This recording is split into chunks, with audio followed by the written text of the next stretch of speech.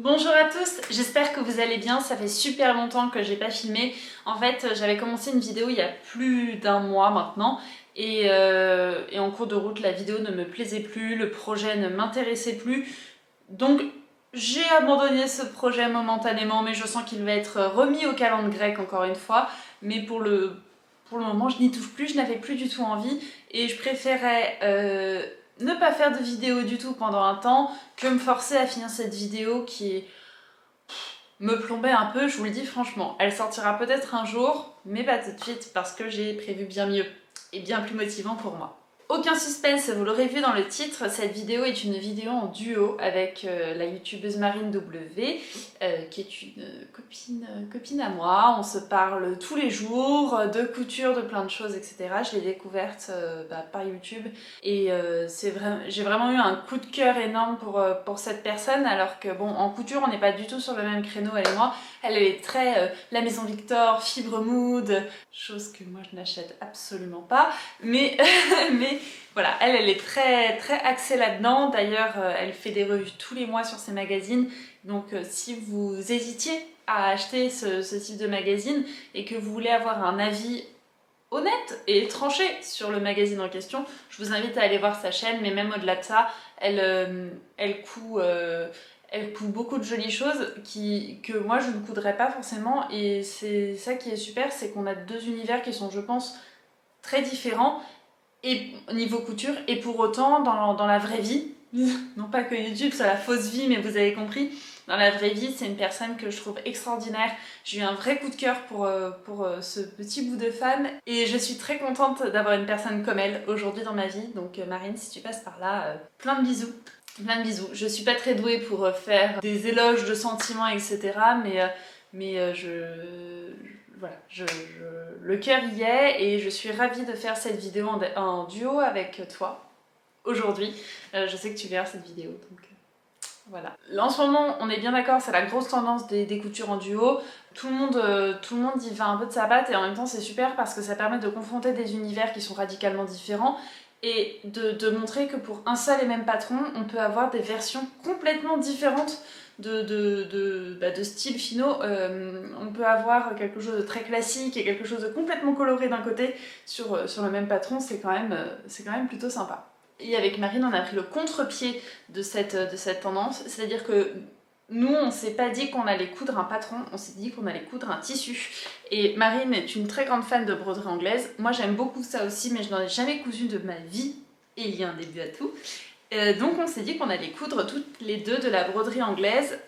Voilà, donc moi, ça va être celle-ci. C'est une broderie anglaise, c'est un coupon de 3 mètres que j'avais acheté sur le site des coupons de Saint-Pierre. On a toutes les deux choisi un coupon de 3 mètres. Et l'objectif, c'est de coudre une robe à partir d'un patron qu'on ne vous a pas présenté sur notre chaîne jusqu'à maintenant, ou alors un patron qu'on vous a déjà présenté mais qui est complètement hacké. C'est-à-dire qu'on doit partir de quelque chose qui n'est pas du tout dans notre zone de confort, etc. pour présenter une robe en broderie anglaise. Comme vous pouvez voir, la mienne, elle est quand même bien trouée de partout. Donc je la double avec du coton. À la base, je voulais la doubler avec du voile, mais elle est tellement trouée de partout que ça cache rien. Donc ce sera avec une toile de coton classique. Et je vais coudre. Alors, dans ma tête, j'avais une idée assez précise de ce que je voulais.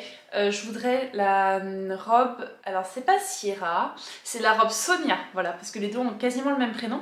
La robe Sonia de Maison Fauve, que je vous mets juste ici, en fait c'est une robe avec un haut col bateau, des pinces dans le dos et une jupe en plusieurs pans pour faire des effets d'incrustation. Et pareil sur les manches, il y a un effet sur les manches pour faire des effets d'incrustation. Moi donc je vais partir de ce patron que j'ai déjà découpé et pour un tout autre projet à la base qui n'a pareil jamais vu le jour. Mais je vais modifier les manches, je vais faire des manches en un seul morceau, je vais partir des manches de la robe, donc là c'est Sierra ou Sienna, je ne sais plus laquelle des deux c'est, de Maison Fauve. Donc je vais prendre ces manches là que je vais modifier pour faire un autre bracelet de manches et je pense que je vais faire un bracelet élastiqué comme sur la blouse que je porte qui est la blouse rose d'Atelier Bernie. Et la jupe, je vais pas faire les parties séquencées comme ça pour faire un effet un peu bohème chic, très romantique, ce que j'aime en ce moment, voilà. mais très élégant toujours, enfin du moins je l'espère. Je vais partir là-dessus, je suis très excitée par ce projet, d'abord parce que ça va me faire une robe d'été et que les beaux jours arrivant, ça fait quand même du bien au moral, mais aussi parce que je fais ce projet avec Marine, qui est une personne que j'adore, et puis ça va me sortir un peu de mon projet duquel je voyais pas le bout, que j'avais commencé à filmer, et en fait, en cours de couture, il me plaisait plus du tout. Alors si la vidéo ne sort jamais sur YouTube, je vous en parlerai dans un bilan couture. Si la vidéo sort, vous comprendrez pourquoi. On n'est pas là pour parler de négativité, on est là pour passer un bon moment à coudre une très jolie broderie anglaise et avoir une robe qui me plaira et qui, j'espère, aussi plaira à Marine. Je suis très curieuse de savoir ce qu'elle va coudre parce que elle a commencé avant moi son projet et je sais qu'elle a fait une tonne de modifications sur son patron. Donc je suis très curieuse vraiment de savoir ce qu'elle va coudre. On n'a pas exactement la même broderie anglaise, mais vous avez l'idée. Et c'est parti pour la couture.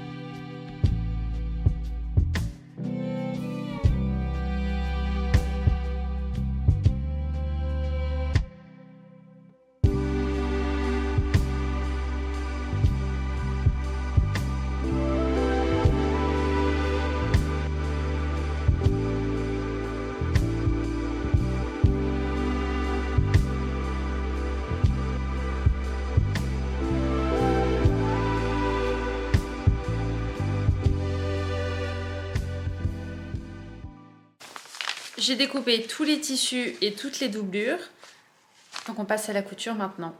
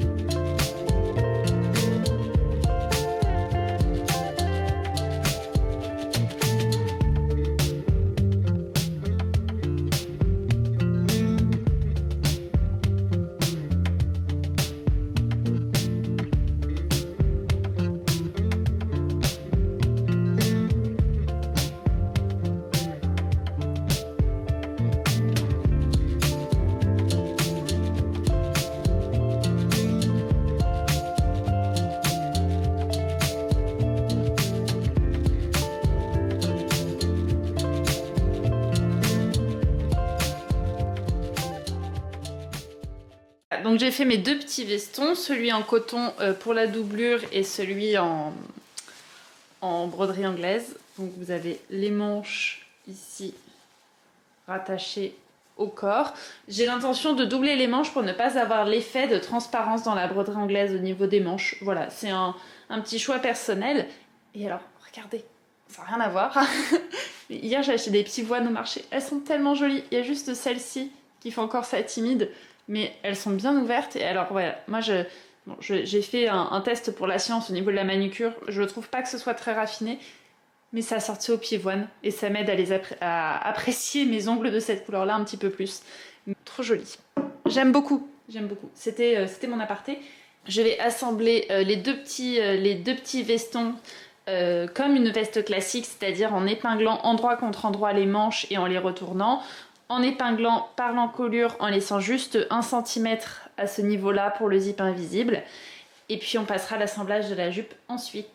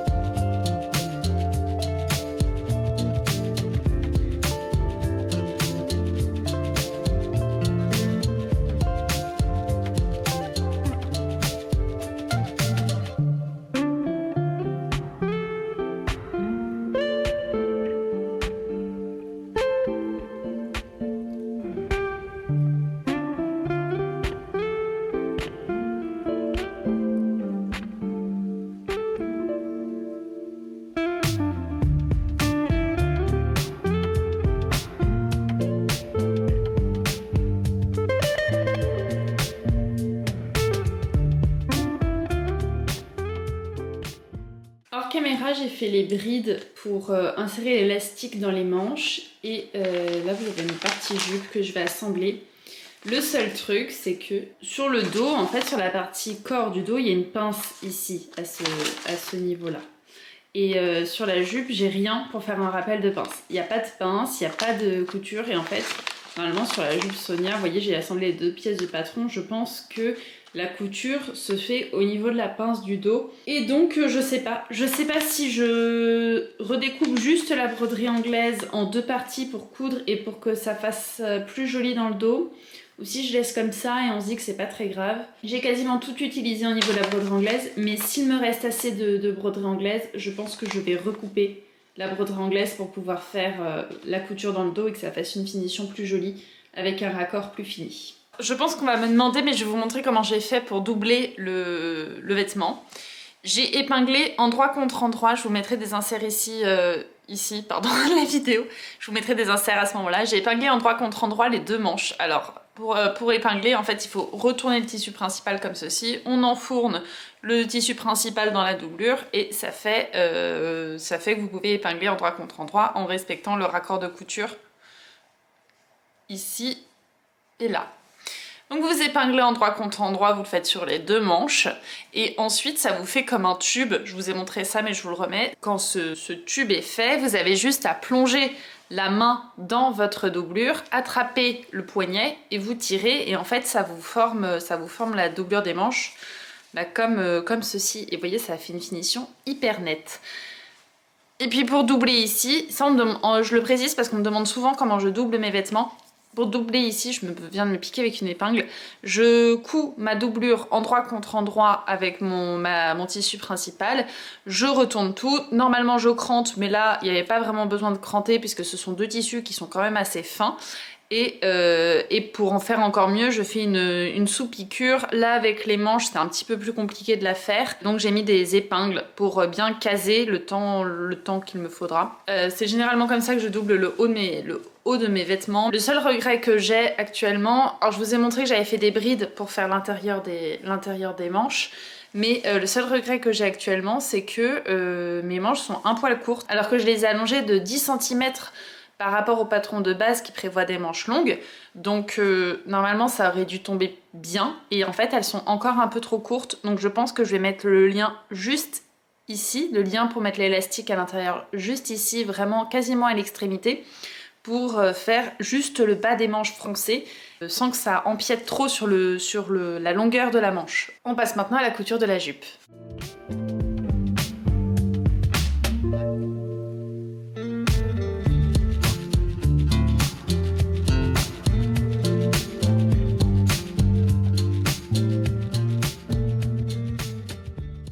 Je sais pas si vous allez bien voir parce que le jour commence à tomber, mais je remarque sur mon tissu, j'ai des taches jaunes comme ça. Là, vous les voyez aussi là? Bref. Et en fait, j'ai remarqué que même sur ma broderie anglaise, j'avais exactement les mêmes traces jaunes. Bon, je lave toujours mes tissus avant de les coudre, hein, même si là ça est une doublure, donc c'est un peu moins dérangeant. Mais ça vous est arrivé d'acheter des tissus blancs et d'avoir des traces comme ça? Et si oui, comment est-ce que vous les avez fait partir? Est-ce que le percarbonate de soude, puisque j'ai essayé le percarbonate de soude depuis que vous me l'avez conseillé, effectivement ça fonctionne très très bien. Est-ce que ça fait partir ce genre de tâches? Voilà ma question.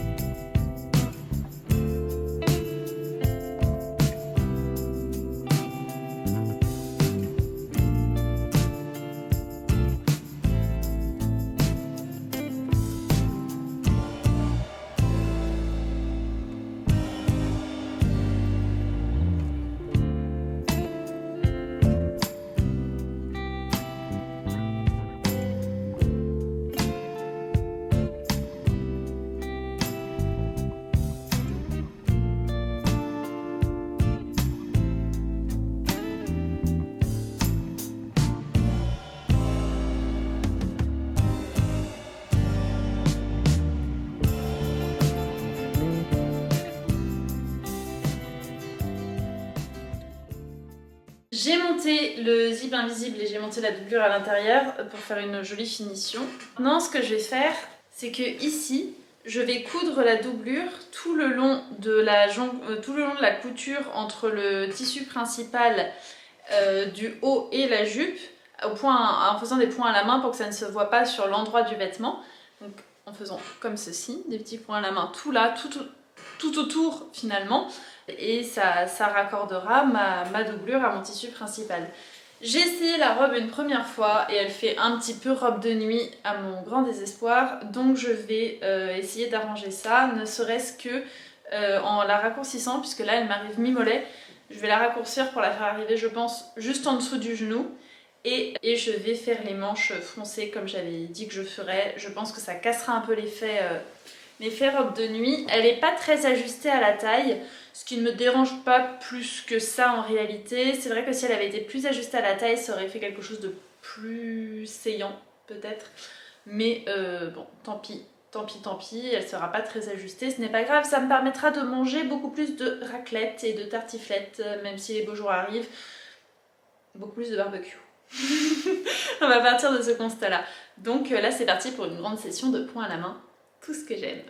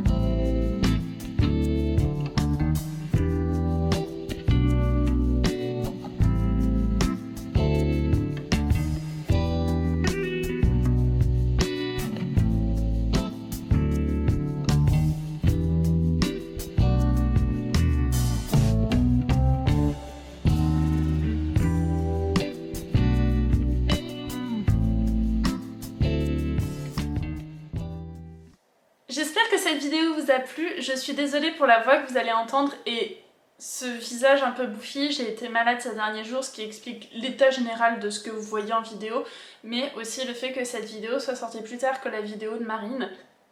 On a fait durer le plaisir. Que voulez-vous? Je sais pas ce que vous pensez de la robe. De mon côté, j'aime bien.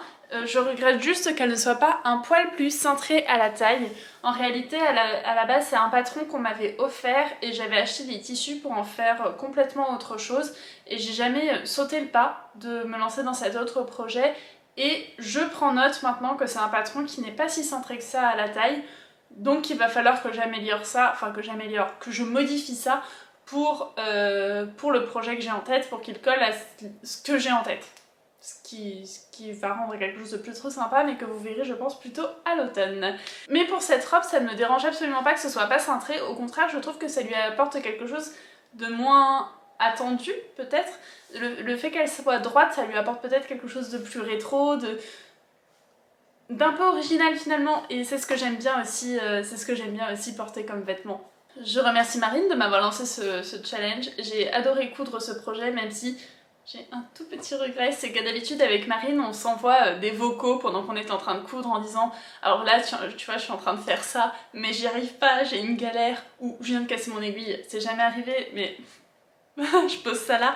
On s'envoie beaucoup de vocaux quand on coud et là on pouvait pas se dire ce qu'on était en train de faire puisqu'on réservait la surprise pour l'autre et c'était à la fois sympa et à la fois un peu frustrant donc voilà.